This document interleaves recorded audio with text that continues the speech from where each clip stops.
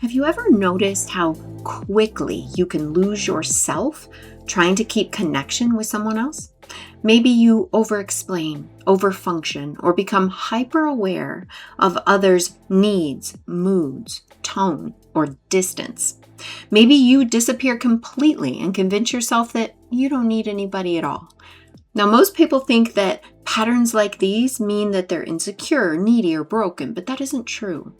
These patterns are just evidence of adaptations from an earlier time in life when we learned connection with others meant we were safe. So, our nervous systems adapted around keeping that connection.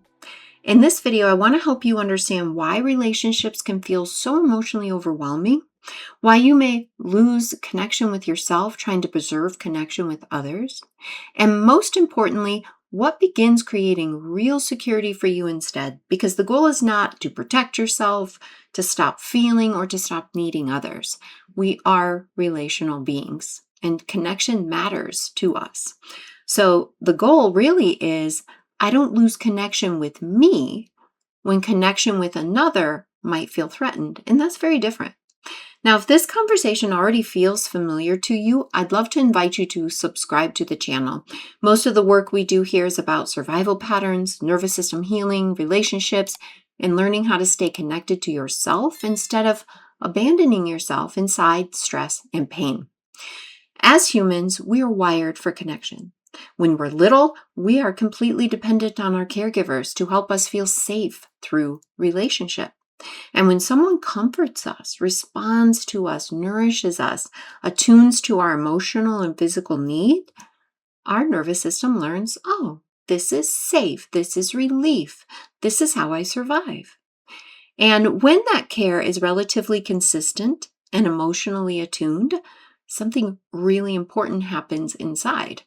We develop the ability to soothe ourselves, care for ourselves, trust ourselves so that disconnection, when it happens, is survivable.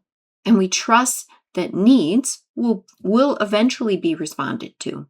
And that really becomes the foundation of secure attachment with others and with ourselves. But for many of us, we didn't get that consistent experience. Sometimes caregivers loved us, but they were overwhelmed themselves.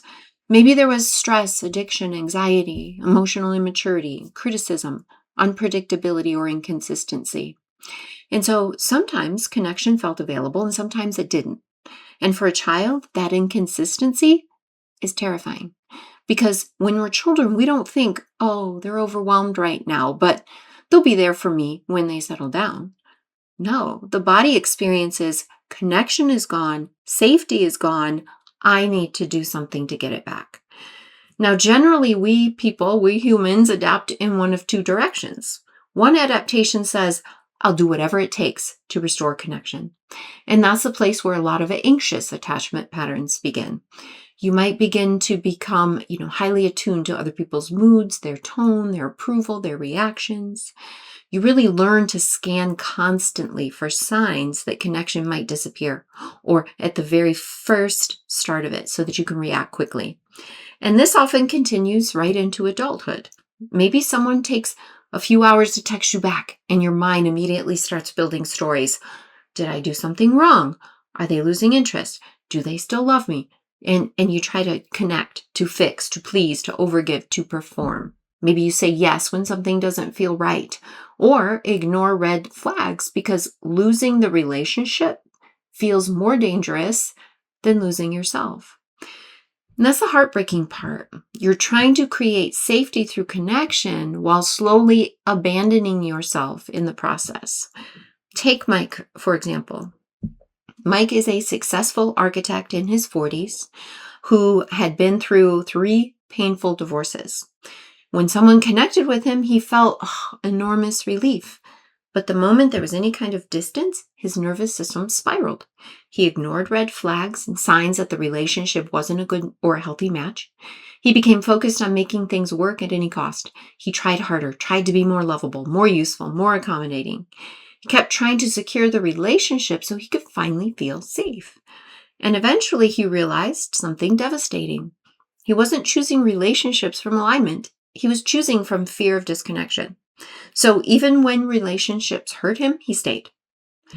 Now, the other adaptation looks very different on the surface. Instead of desperately trying to restore connection, some people move away from needing it altogether. And this is where the avoidant attachment often develops. The nervous system learns. Wanting connection hurts too much. Needing people feels dangerous. So the system kind of shuts the need down. People with avoidant patterns often tell themselves, I'm fine on my own. I don't need anyone. Relationships are too much. But underneath that protection, the longing for connection is still there. It's simply buried beneath self-protection. And honestly, both anxious and avoidant patterns, they're trying to solve the exact same problem. How do I stay safe when connection feels uncertain? That's the real question underneath all of this. And this is where I think so many people misunderstand healing.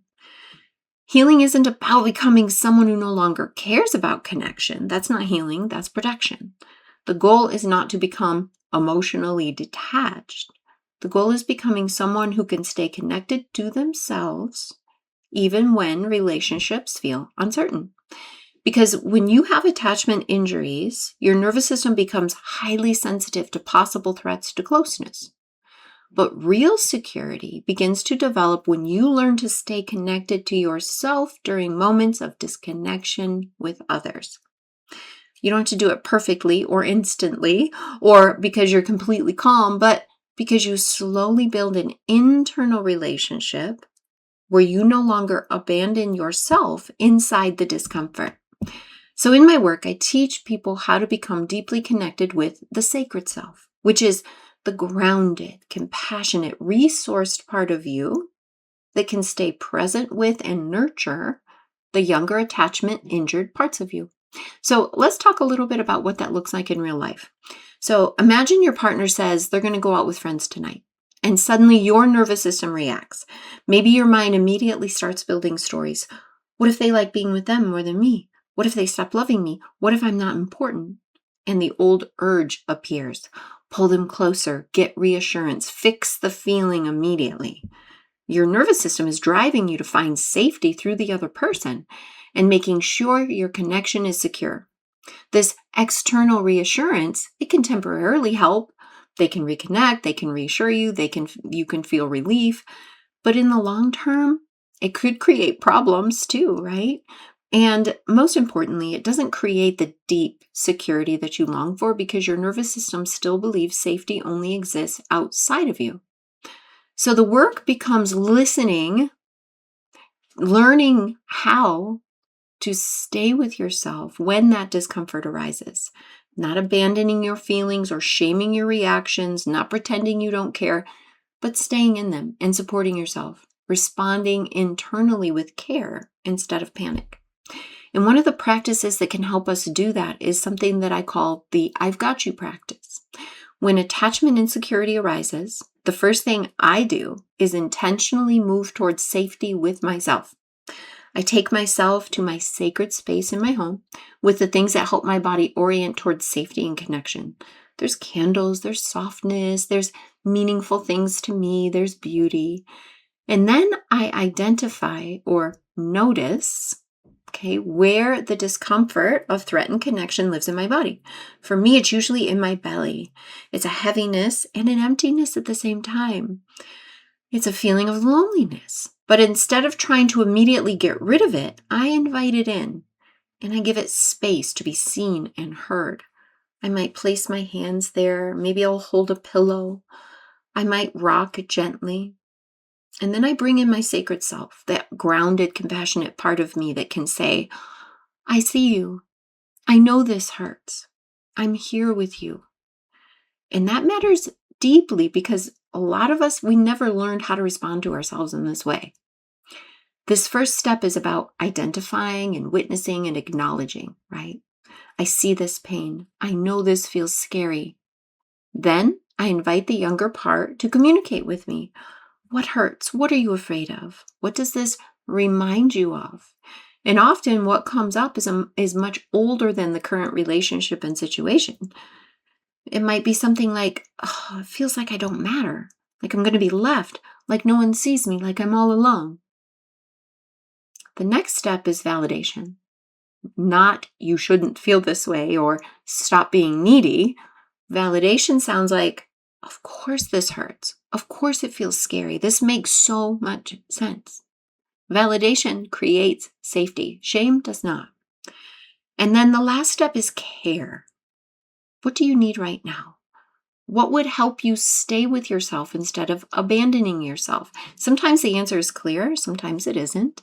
Sometimes the younger part says, I don't know that I trust you yet. I don't think you really know how to care for me.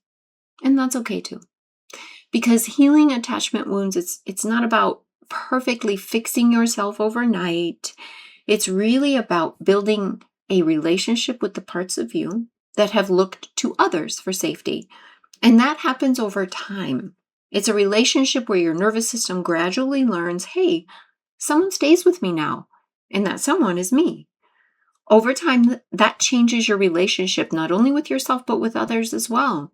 You stop organizing your entire emotional world around whether someone else is currently reassuring you. You become more capable of staying connected to yourself while staying connected to others. You stop abandoning yourself trying to preserve connection. So if you recognize yourself in these patterns, I really want you to hear this. Your responses are intelligent adaptations that were built for safety and connection. They're not evidence that you're broken, and they can be changed. If this conversation resonated with you, I'd really love to hear it in the comments. Do you tend to move toward people anxiously when connection feels threatened, or do you tend to pull away and shut down? If this video supported you, please like the video. That helps more people struggling with attachment wounds and nervous system overwhelm to find these conversations. And if you're ready to understand all of this on a little bit deeper level, I go a lot deeper into the process in my book, You're Not the Problem. You'll also find additional resources on my website at lorimontree.com. Because healing is not figuring out how to stop needing connection. It's learning how to stay connected to yourself while you experience that. If you know someone who needs to be reminded that they're not the problem, please forward this video their way. I'll see you soon.